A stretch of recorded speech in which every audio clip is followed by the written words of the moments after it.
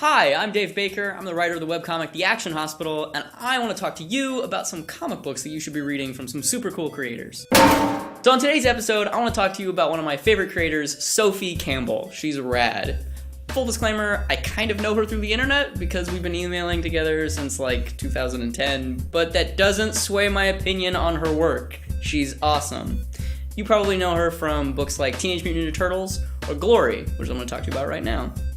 If you're not familiar, Glory was a big reboot of a Rob Liefeld knockoff Wonder Woman character from a couple years ago. Joe Keating wrote it, Sophie drew it. It's super rad. It takes this kind of one-dimensional clone archetype Wonder Woman and turns her into a living, breathing 3D person. It also does some really cool stuff with body image. So in the original comics, Glory looks like Wonder Woman except poorly drawn because it was the 90s. Sophie drew her in this super rad, like Incredible Hulk style, so she's this like 9-foot tall thundering beast, which is really, really cool. She's also alien, so when she freaks out in fight scenes, her like face changes and she goes even bigger. It's really, really great stuff, and you know, a lot of that credit goes to Joe Keating because he wrote a great story, and the rest of it goes to Sophie because she illustrated it amazingly well. So the next book up today in the list of books by Sophie Campbell is a book called Water Baby, which I really enjoy. It got put out by Minx, which was the kind of DC Comics. We're gonna make comic books for little girls, maybe in like the early to mid 2000s. It didn't go so well. I wonder why, because it was called Minx. Whatever. The books put out on that line are awesome. They're really, really good.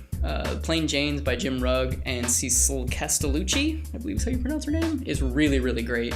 But my favorite is definitely Water Baby. It's a road trip movie about a girl whose leg gets bit off by a shark, so she has all these weird dreams of being attacked by a shark. So her and her friends go on this road trip, and they befriend this kind of scoundrel Han Solo-esque teenager who kind of takes advantage of them.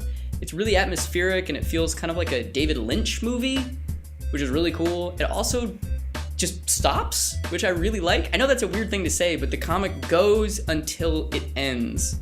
And nothing really happens. It's just these, 3 or 4 characters going about their life, and one of them has kind of pseudo post-traumatic stress, and she smells bad, which I think is a really funny character trait to give a girl character, because normally in comics, girls are like, oh, we don't have any girl readers, we gotta depict them as paragons of beauty and virtue. And Sophie's like, yeah, she smells bad and she doesn't have a leg. I think that's super charming. So Water Baby is a great book, and it's number 2. Next up are 2 books that Sophie did, Shadoweyes in Love, 2 graphic novels about this futuristic city where this little girl has an accident and she becomes this vigilante that looks kind of like Leonardo from the Teenage Mutant Ninja Turtles meets a xenomorph from Aliens, just shoved together. Her artwork is super cute in it, but strangely gritty, so it's this, kind of pudgy vigilante Turtles character in this dystopian Blade Runner world. It's really, really great, especially because she just like has her sitting in her bunk bed talking to her friend for the most of it, for the most of the book.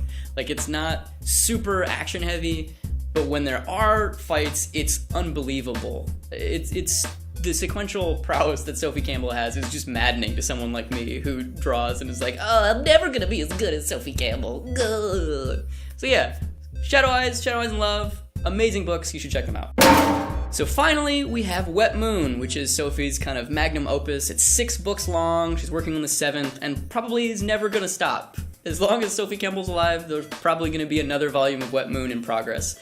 The story is kind of a soap opera about all these girls in college, they're all in art school, and they're all kind of struggling with life and figuring out relationships at the same time while trying to make art, and it's very dialogue driven. It's people sitting in rooms being sad, talking to each other. But the way that she handles human sexuality specifically is really great. There's one page in volume 1 where one of the characters just goes into the bathroom and looks at themselves in the mirror, and it doesn't matter who you are, what walk of life you're from, or what you physically look like, you've felt like that at some point in time. You've looked at yourself in the mirror and been like, oh god, this meat. Why does this meat look this way? It's great. It's absolutely wonderful. Any of the volumes are completely worth your money, but you should probably start with 1 and then go to 6. But yeah, Wet Moon, it's great. I'm Dave Baker, that's my creator spotlight on Sophie Campbell. Please go buy her books, they're absolutely wonderful. If you'd like to read comics that I make, you can go to theactionhospital.com. If you'd like to come meet me, you can go to Meltdown Comics, March 28th from 11 to 4. I'll be there selling my 2 new mini comics, Professor Cuties, which I wrote and drew, and This Is Not a Girl Gang. which I wrote, and my friend Nicole Gu illustrated. If you'd like to subscribe to our channel, that'd be wonderful. Joe needs the money. Thank you very much!